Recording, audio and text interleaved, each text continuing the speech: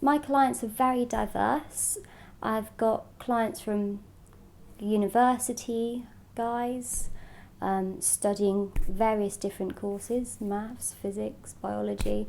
I've got one guy that works for a famous political party, which I can't reveal, it's all hush hush. Just everyone you can imagine in life, the guy walking down the street, the guy you might see sat in Starbucks across from you, your next door neighbour, you never know. Everyone has that little quirks, their fetishes, so I get people from all walks of life come to see me and you could never guess looking at them. The types of session that I do are very mixed. I advertise lots of different services. I would say probably my favourite services that I offer are sissification, which it kind of involves dressing a guy up in lots of girly clothing and treating them like sluts.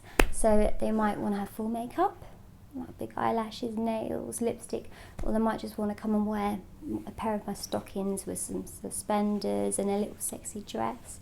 I've got other guys that want to be objectified, so I might use them as furniture. I'll say, slave, get on your hands and knees, crawl towards me. Then I'll just put my leg up, rest it on his back, and he is now my footstool. I have guys that like to be trained as puppies, so I drag them around on a lead and I tell them when to bark, when to beg, when to whimper. I have quite a lot of fun with that one. I do enjoy that a lot. I do bondage. I do a lot of strap-on play as well, which you can probably guess what that involves.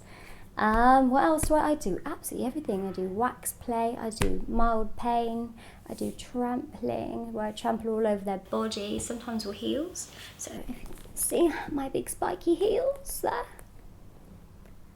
And sometimes I trample all over guys with these. I might do some foot worship one day if I'm feeling a bit like I need some pampering. I will tell them to worship my feet, and then they'll be on their hands and knees and they'll be rubbing my feet, massaging them, licking them all over.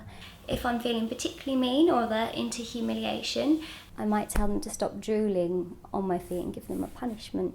So it's all very mixed, but I like to keep them on their toes and never guessing what's coming next.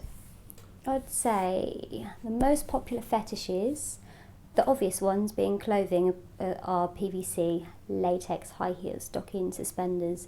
When it comes to the kinky practices, I would say, and you won't believe this one, I would say about 6 out of 10 men are either willing or interested in taking a strap-on in their bum. That's what I found is the most popular. And then the second one is probably, I'd say, foot worship, anything to do with feet. So a typical day, I don't really have a typical day because it varies so much. Sometimes I have pre-booked appointments and sometimes I might have a last minute one.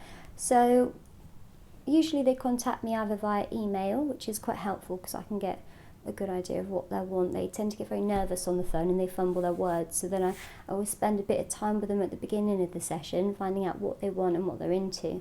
So by the time they arrive, I know exactly what they're looking for. If not, I will draw it out of them. So for example, the first client I might have might be into a little bit of bondage, so I will strap him to the bed and I might dress him either in a leather gimp hood, a collar and a leash, or I might put him in something girly. So sometimes we'll both rifle through my underwear drawer and I'll say to my slave, what do you fancy wearing today? Do you want to be girly or do you want to be slutty? If they say girly, I grab a little pair of pink panties and dress them up like a sweet little girl. Or if they want to look slutty, it's black fishnets and red bra, something like that. So by this point, it kind of increases their feeling of being vulnerable.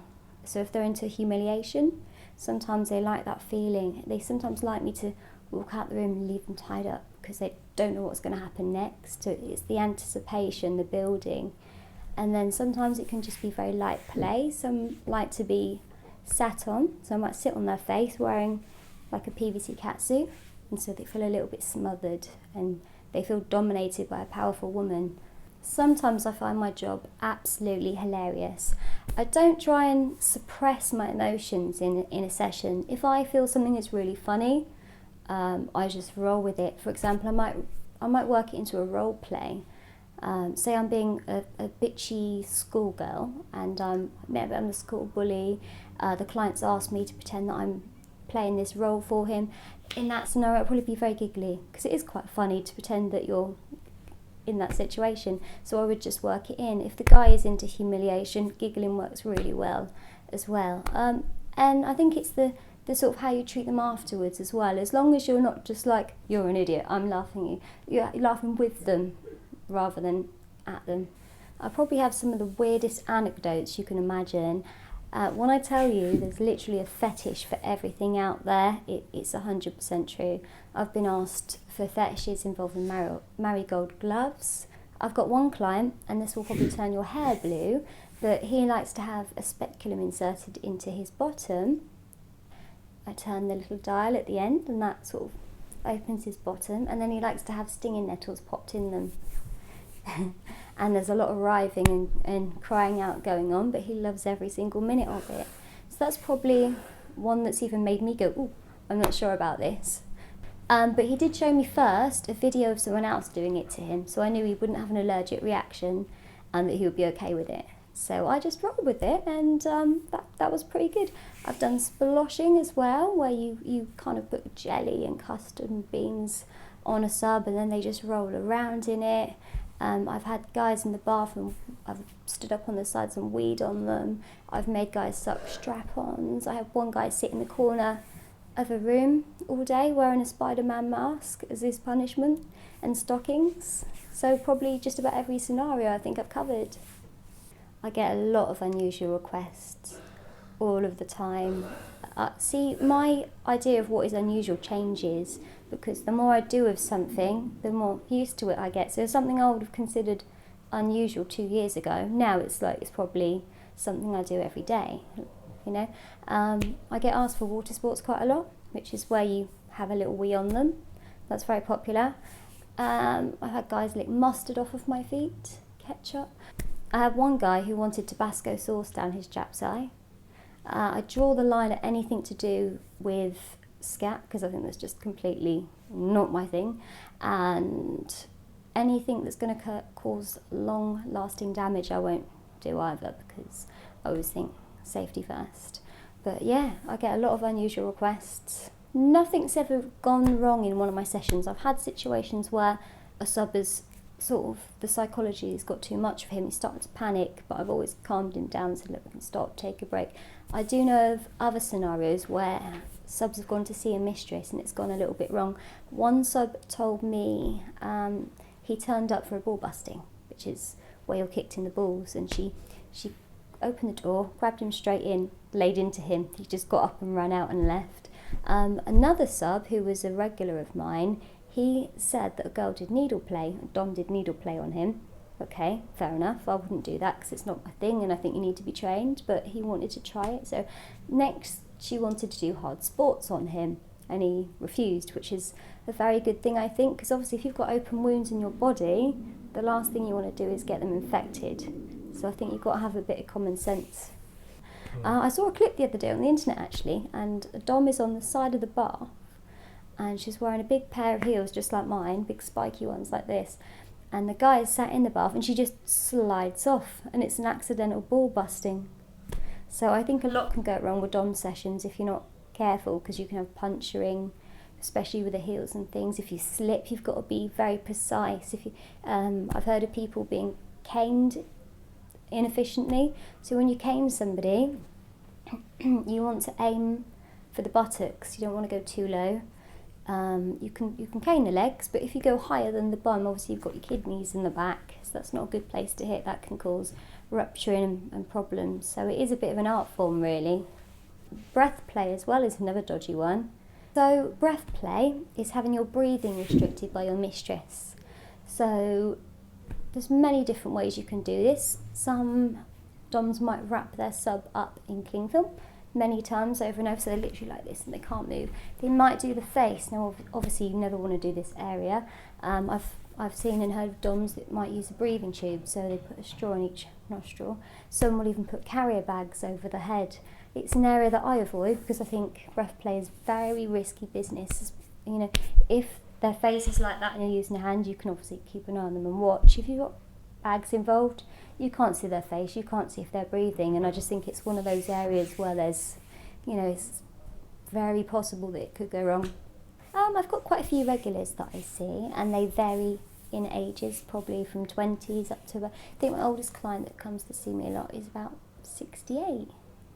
Again, all different kind of jobs, pilots and everything you can imagine. I've got one that's been to see me quite a lot of times, and he likes to have his bits and pieces downstairs. He likes to have them tied up nice and tight and the balls separated, and then he likes weights being hung from them. So he brings along with him this massive mallet. The mallet is like this, and he hangs it off them so they're really stretched. And then, you know, crocodile tiger clips, get 4 of those, and he likes them to have them along his penis. So by this point he's in quite a lot of pain because it's being stretched and he's being gripped with crocodile clips. So then I just give them an extra squeeze and flick them, and I tease him the whole time, telling them he's pathetic and wimpy, and he loves this. He absolutely loves it. So I'm getting a lot of people come back to me for stinging nettles as well. I don't know if it's the time for stinging nettles at the minute, but that's very popular. I'm always getting asked to be the bitchy boss. So I get one of my subs come in, I'm all dressed up as in my pencil skirt, smart blouse, blazer, and they've done something naughty at work and they want to keep their job. So I basically abuse my power, and I get them on their hands and knees, crawling around naked, making them do things they wouldn't normally do to keep their job. It's always good fun. Sometimes I find with the guys later in life, they develop kinks at a later age, and sometimes it's medical. They can't get sexually aroused anymore due to a drug that they're taking for their health, or it might just be that they've grown tired of regular stuff, or they can't get an erection very well. And then that's when these kinks and fetishes can sometimes occur, not always, but sometimes. So in some cases they then find pain to be a bit of a turn on because it's a stimulant, so they might develop a fetish for, saying, having their nipples squeezed, having them clamped and tugged, having their balls busted. I've even got one that likes to be bent over and have his bottom filled up with a massive dildo, and he likes to have Tabasco lube rubbed all over it first. I wouldn't say there's necessarily a link between fetish and age, because some people discover that they've got a fetish or something they like early on. But I would say the older somebody gets, they've tried everything, so often they're looking for new ways to make things exciting, and in doing that they stumble across a kink or something that just works for them every time and gets them going. So they do then return to this theme. And for example, some of my subs may be married and they might have a normal healthy sex life, but for an example, a few subs of mine have said to me, well, I've got a normal sex life, but I really like this, and I can't ask my missus, or I have asked my missus and she says it's way too weird. It's not cheating because it's not sex, but I really like the strap on, or I'd really like to worship feet, or I'd really like to be wrapped up in cling film. Can you do this? And so I guess they're wanting to explore something, and they return to it because they can do so in a safe environment. When I have a sub, I get them to write down 2 rewards and 2 punishments, or what their idea of that would be. And I say to them, well, if you're very, very good and you behave yourself, you might get a reward.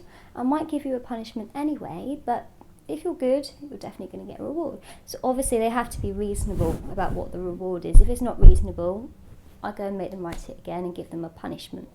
So I've got my little rewards, and that can really vary. For some of them, they might want to kiss my bum cheeks. Some of them might say, I just really like you to watch Mistress as I play with myself. So I know what they want, and if they've been good at the end, I will let them relieve themselves. If they've been a good boy, I do this in various different ways. Sometimes they just sit there while I watch them, and sometimes they might want me to laugh at them or humiliate them. So one guy, I even had him wanking over a magazine.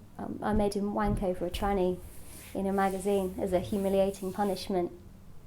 Yeah, an escort is sexual services, and a dominatrix is about BDSM, mind play and kink. But it's not just about pain. It's, like I said, it's very psychological. So it's definitely a harder job, I'd say, but it's a lot more entertaining and fun. I would say, to be honest, there's a lot of snobbery in the BDSM world. I mean, I don't care what somebody does behind closed doors. That's up to them. If they want to shag 10 guys all night, whatever, it's not what I'm into. But I think, live and let live. But there are a lot of doms that do look down on adult. Oh, she made a film. I think, why do you care? You've got a kink, you're interested in BDSM, no one's judging you, don't judge. And then on the flip side, I don't think the adult world looks down on fetish, but I think there's a fear there. I think there's, they think, oh my God, they did this and they did that, and oh, I can never do that. And I think it's generally with men as well, they're very scared of it. Like if you say to a male friend, oh, and the other day I did this, they suddenly get all very closed up, their body language becomes like that, and they're like, what's wrong with these people, what's wrong with them? And it's just their kink. Yeah, there's a lot of fetish clubs, but I think there's always been the need there for fetish nights because it's a safe environment people can go to, or like-minded people, and experiment. It's not like, going to your local pub. It's, oh, there's this event on here, and just turn up normal, and then we're inside, we can get changed, and it's all very much like that. The only difference I would say now is that because there's so much of it on the internet and people are more dedicated to their fetish, there's more knowledge about it, people know where to go. I'd probably say people are just a little bit more open maybe. They might write on a board, oh yeah, I'm going to a torture garden at the weekend. And it's like saying, oh, I've got to pop to Sainsbury's. Yes, all of my family and friends know what I do. They think it's a bit strange. And I'm sure it's probably not the career path that they would choose for me. I mean, who would pick that for their child? But yeah, I think I've shown them some of the stuff I've done. I've done a spanking, or I've said, oh, look, this is the guy's bottom that I smacked the other day.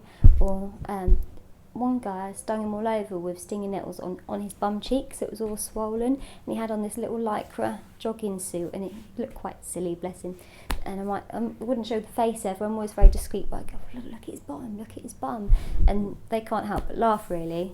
So I think there's quite a funny side to it, and people can't help laugh at that. But I just prefer to be honest and open, because then there's nothing much people can say, is there? If you're honest about what you do, if people want to slate you, they can, but your family and friends will stick by you, and you find out who your real friends are. Well, I've been in 2 long-term relationships, and the previous long-term relationship I was in, I sort of grew doing this whilst I was with him, and he was very much sort of immersed in the industry as well. So it was never really an issue of discussing things, just, oh, I've been offered this shoot, or been asked this, what do you think, and then talk it over.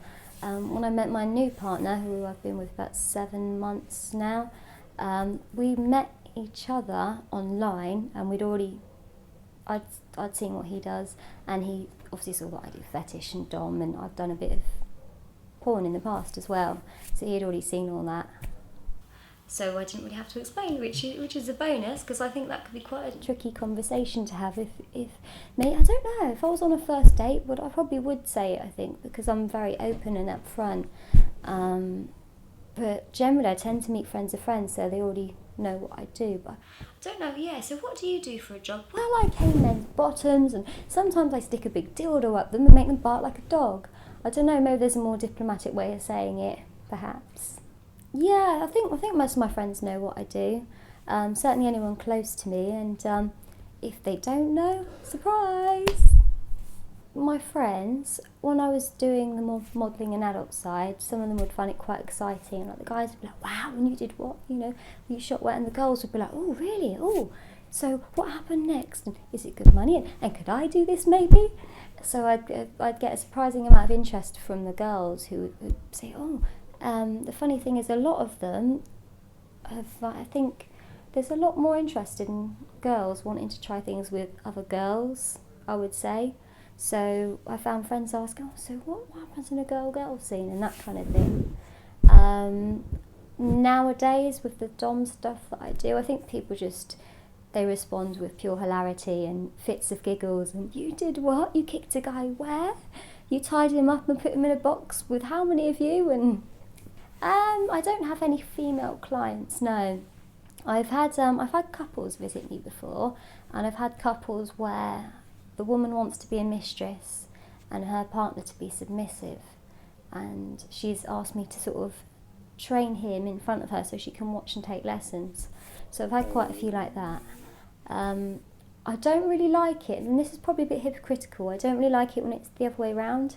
I had one which really I was a bit disturbed by it. I had a guy saying, will you dom my missus? And I said, well, if she's up for it and she wants to try it, then I don't see why this would be a problem. And he said, yeah, because I really want to punish her because she's cheated on me. So I said, oh, okay. Well, I don't think it's my job to get involved in your personal life. If there's some kind of dispute between you, you need to sort that out either between yourselves or with a therapist who's trained. I don't think you're coming to the right place. So sometimes I do have to turn people away. Yeah, my website is princesskaz.com. I'm also on Twitter, which is twitter.com/KazBXX. That is all. Thank you.